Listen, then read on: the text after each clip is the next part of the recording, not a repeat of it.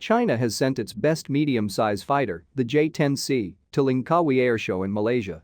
The latest reports suggest that Saudi Arabia and Egypt are negotiating major arms deals with China, including this fighter jet.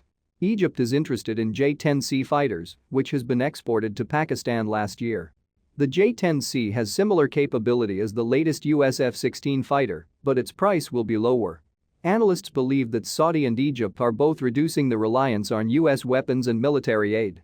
It is logical they go for Chinese weapons since Russia is heavily sanctioned by the West. Other sources claim that a few Chinese weapon systems are also in the talks. One is the Sky Saker FX80 combat drone that can carry multiple anti-tank missile. The CR500 VTOL drone for monitoring battlefield, including urban area. And the Cruise Dragon 5 anti-aircraft missile system, plus HQ-17AE mobile anti-aircraft missile system. The HQ-17AE is a heavily upgraded Russian Tor missile system from China. It can escort a moving armor column. One last interesting point is Chinese representative is handing the 052DE missile destroyer model to Indonesian officials. It is widely reported that Saudi, Indonesia and Algeria have been talking to China about this Chinese destroyer. The 052DE is labeled as large frigate in Langkawi Airshow.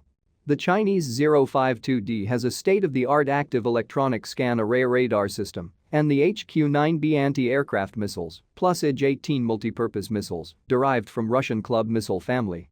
The 052D is the only destroyer in the market has similar capability as the US Burke class. The Saudis might order around 8 052D if convinced.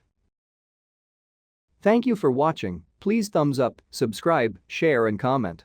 Thank you.